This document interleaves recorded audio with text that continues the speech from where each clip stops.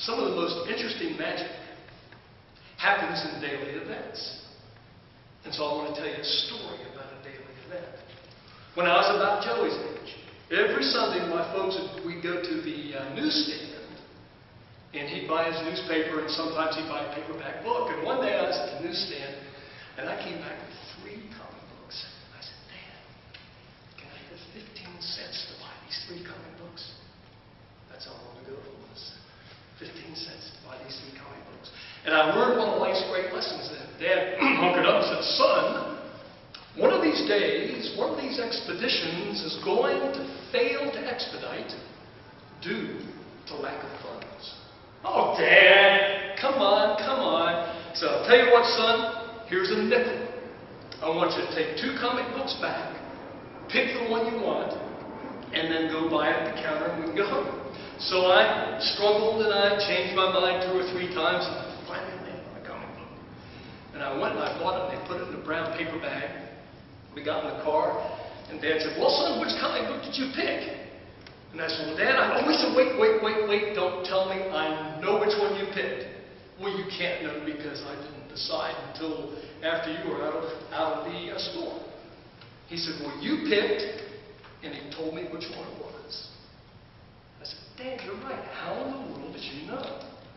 And he said, well, son, you're a good telepather. That means you've got mental telepathy, ESP. And so what I want to do is share with you the magic that I got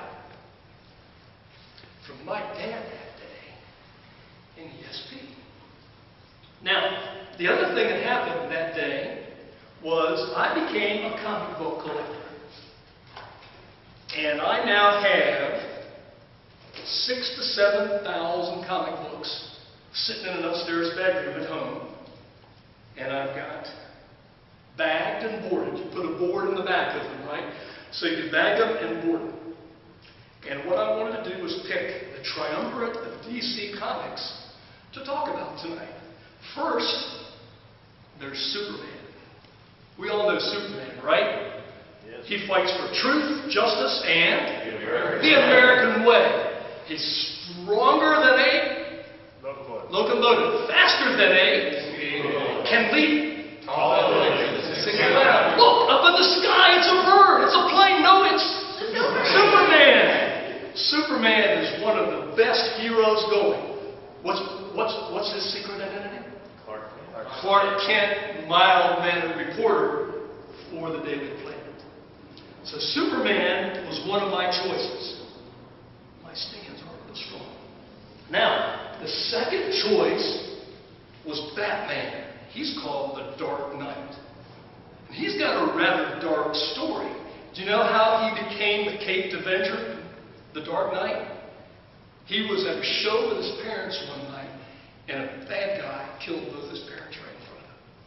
And he vowed to fight bad people in what city? Gotham City. And what's his secret identity? Bruce Wayne. Bruce Wayne. Now, Bruce Wayne is a multi-gazillionaire playboy, right? And he's got the Batcave underneath Wayne Manor, where he keeps all of his trophies from past cases. And these days he has computers. Back then, do you know what Batman had that was really neat, and you can see it in this picture, and I always wanted one? Batlight. He had a utility belt. You see that gold belt? And that's where he kept all his fancy bat crime-fighting tools. So Batman, come on. Batman was the second choice that I had. Now, the third choice I had is one of my favorites. Who's that? Wonder Woman. Do you know what her secret identity is? Diana Prince. And she's the daughter of an Amazon queen. And she's got super stamina, super speed, and super strength. Not really super extraordinary, but she has some really special tools.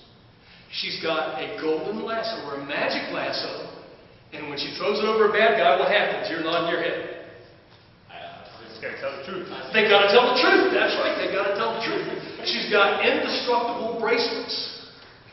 And with her speed, if somebody's shooting at her, she can hold the bracelet up and stop a bullet.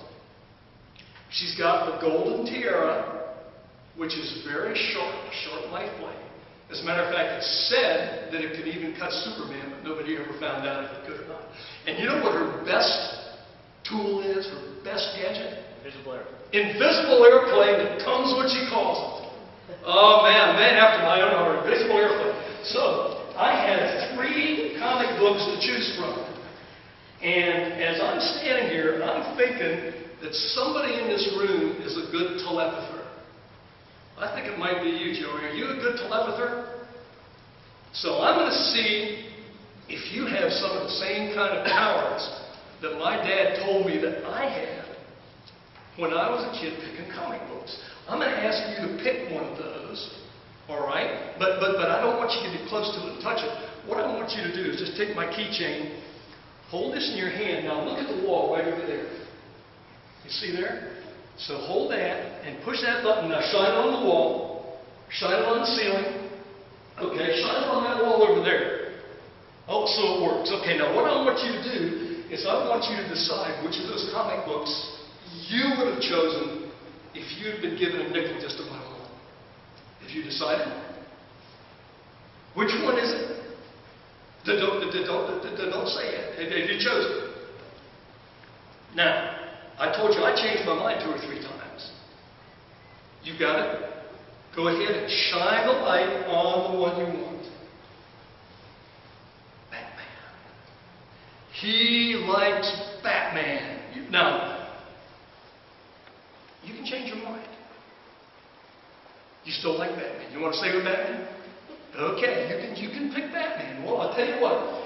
You indeed have the power of telepathy. Because you didn't pick Superman or Wonder Woman, right? And you didn't pick Superman. You, in fact, decided that you were going to pick Batman. You preferred Batman. Joey the telepather.